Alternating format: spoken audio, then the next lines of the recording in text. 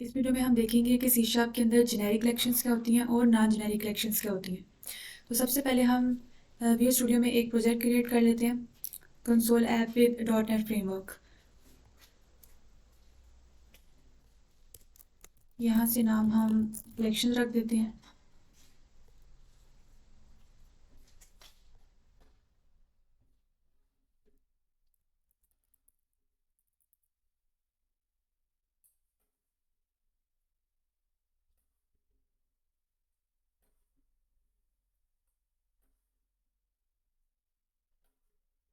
तो सबसे पहले हम बात कर लेते हैं जेनेरिक कलेक्शंस के ऊपर।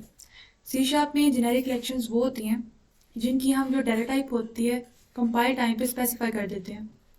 फॉर एग्जांपल हम कह देते हैं कि इस कलेक्शन के अंदर सिर्फ इंटीजर टाइप के एलिमेंट्स आ सकते हैं या इसके अंदर सिर्फ स्ट्रिंग टाइप के एलिमेंट्स आ सकते हैं। तो जब हम कंपाइल टाइम पे ही डाटा टाइप को स्पेसिफाई कर देते हैं तो ये जेनेरिक कलेक्शंस में आ जाता है। अब जो नॉन जेनेरिक कलेक्शंस है वो जेनेरिक कलेक्शंस के अपोजिट है। अब नॉन जेनेरिक कलेक्शंस में हम कंपाइल टाइम पे डाटा टाइप को स्पेसिफाई नहीं करते, इसलिए रन टाइम पे उसके अंदर किसी टाइप के एलिमेंट्स को भी हम ऐड कर सकते हैं। It could be string, it could be integer, it could be double, any type. लेकिन एक बात आपने याद रखनी है कि बेशक उसमें डिफरेंट टाइप्स के एलिमेंट स्टोर आ सकते हैं, लेकिन वो स्टोर एज वन टाइप ही होंगे और वो टाइप होगी ऑब्जेक्ट, यानी वो स्टोर एज ऑब्जेक्ट्स ही होंगे। आपको ये बात और अच्छे से समझ आएगी जब यहाँ पे हम सी शार्प में मुख्तलिफ सिलेक्शंस को भी देखेंगे। तो सबसे पहले हम यहाँ पर जेनेरिक कलेक्शंस को देख लेते हैं। तो यहाँ पर जेनेरिक कलेक्शंस को यूज़ करने के लिए हमें यहाँ पर एक नेम स्पेस ऐड करना पड़ती है और वो है ये वाली, system dot collections dot generic. तो सबसे पहले हम यहाँ पर सबसे कॉमन जेनेरिक कलेक्शन की बात करते हैं और वो है अरे, जिसके बारे में आप सभी जानते होंगे। तो यहाँ पर इस तरह से हम जो है अरे को डिक्लेयर कर सकते हैं। यहाँ पर हमें उसका साइज स्पेसिफाई करना होता है। तो यहाँ पर देखिए हम स्टार्टिंग में बता रहे हैं कि इस कलेक्शन के अंदर, इस अरे के अंदर जितने भी एलिमेंट्स आएंगे वो इंटीजर डाटा टाइप के होने चाहिए, इसलिए ये जेनेरिक कलेक्शन के अंदर आती है। इसी तरह फिर हम इसके अंदर डिफरेंट एलिमेंट्स डाल सकते हैं।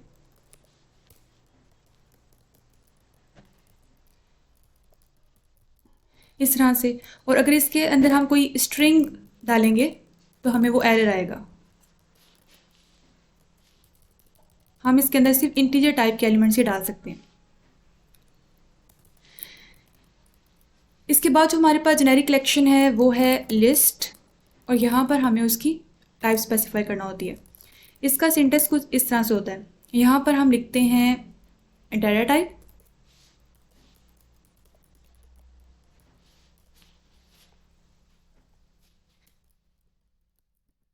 और इस तरह से इसे हम डिक्लेयर करते हैं।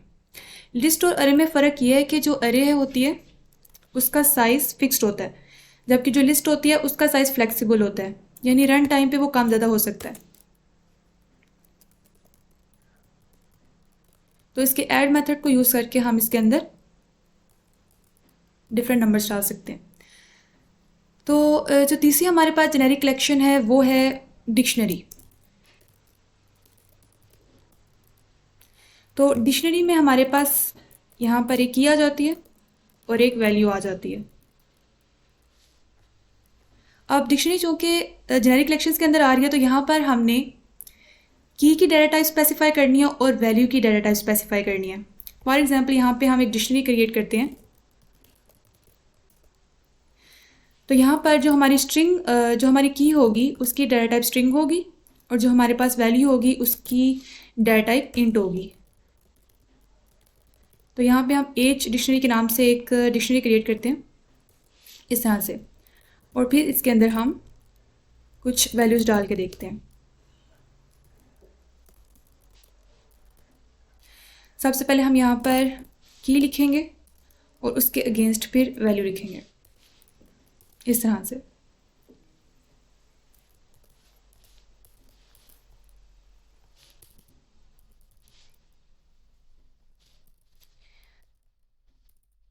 अब इस डिक्शनरी को डिस्प्ले करा के देख लेते हैं।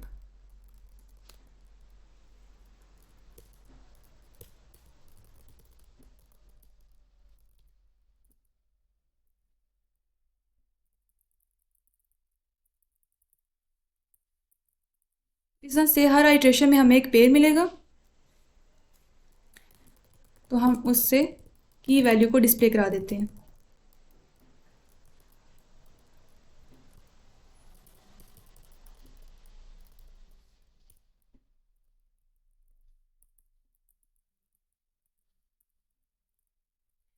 यहाँ पे सबसे पहले हम पेयर डार्ट की को लिख लेते हैं और उसके बाद की वैल्यू को।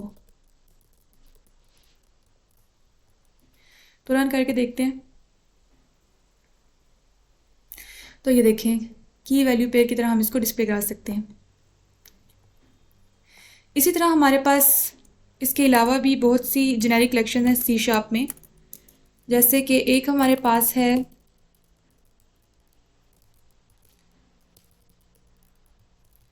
हैसेट के नाम से, जिसके अंदर हम यूनिक एलिमेंट्स डाल सकते हैं।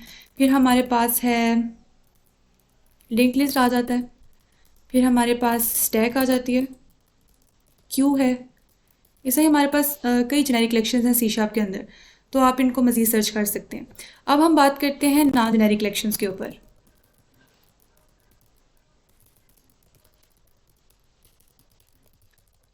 तो नॉन जेनेरिक कलेक्शंस में सबसे पहले हमारे पास आ जाती है अरे लिस्ट। इसको हम देख लेते हैं।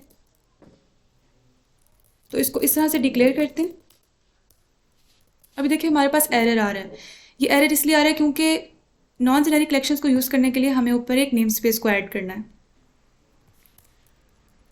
और वो नेम स्पेस इस नेम के नाम से है, system.collections। ये नेम स्पेस हम ऐड करेंगे तो हम नॉन जेनेरिक कलेक्शंस को यूज़ कर सकते हैं। इस तरह से हमने इसको डिक्लेयर कर दिया और फिर इसके ऐड मेथड को यूज़ करके हम इसके अंदर एलिमेंट्स ऐड कर सकते हैं। अब जैसे कि मैंने आपको कहा कि नॉन जेनेरिक कलेक्शन के अंदर हम डिफरेंट डाटा टाइप के एलिमेंट्स डाल सकते हैं। तो यहाँ पे फॉर एग्जांपल मैं एक स्ट्रिंग डाल देती हूँ। तो जब हम एलिमेंट्स को रिट्रीव करेंगे, फॉर एग्जांपल नंबर, अब मैं इसके 0th एलिमेंट को रिट्रीव करूँगी तो मुझे एरर आ रहा है। तो मुझे इसको रिक्वायर्ड डाटा टाइप के अंदर कास्ट करना पड़ेगा, यानी इन डाटा टाइप के अंदर कास्ट करना पड़ेगा। तो यहाँ पर मैं ब्रैकेट में लिखूँगी इंट।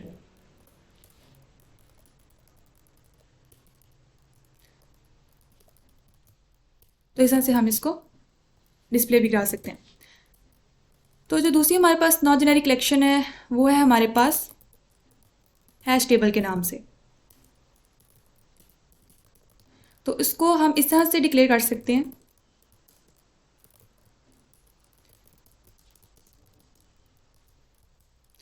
अब जो हैश टेबल है ये भी बिल्कुल डिक्शनरी की तरह ही है। यस, यहाँ पे हमने सेमीकोलन नहीं डाला। तो जो हमारे पास हैश टेबल है वो भी बिल्कुल डिक्शनरी की तरह है। इसके अंदर भी जो है हम की वैल्यू ऐड करते हैं।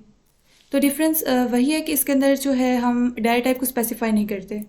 जो की और वैल्यू है वो किसी भी डाटा टाइप की हो सकती है। फॉर एग्जांपल इसके अंदर हम वैल्यू डालते हैं अली और उसकी एज। अब हमें अली की एज को रिट्रीव करना है।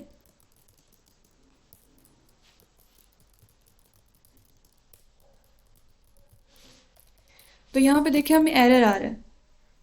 अब अली की जो एज है वो है तो इंटीजर ही, तो उसको तो यहाँ पर स्टोर हो जाना चाहिए। लेकिन मैंने आपको पहले बताया था कि नॉन जेनेरिक कलेक्शंस के अंदर जितने भी एलिमेंट्स हैं वो एज ऑब्जेक्ट स्टोर होते हैं। अब ये जो है एज इंटीजर स्टोर नहीं हुआ हुआ, एज ऑब्जेक्ट स्टोर हुआ हुआ है। तो इसको हमें जो है रिक्वायर्ड डाटा टाइप में कन्वर्ट करना होगा जब भी हम इसको रिट्रीव करेंगे। तो यहाँ पर हम ब्रैकेट के अंदर लिखेंगे int.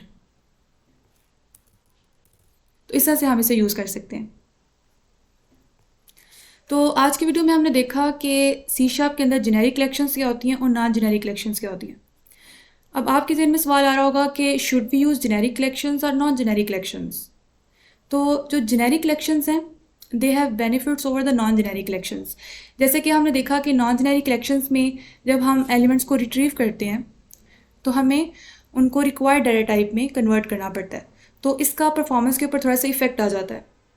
So it's better to use generic collections. लेकिन we can use non generic collections in the old versions of C#. But in the modern C# development people prefer to use generic collections. तो अगर आपने इस video में कुछ सीखा तो video को ज़रूर लाइक करें, दूसरों के साथ शेयर करें, और अगर आपने मेरे चैनल को अभी तक सब्सक्राइब नहीं किया तो जल्दी से सब्सक्राइब कर दें.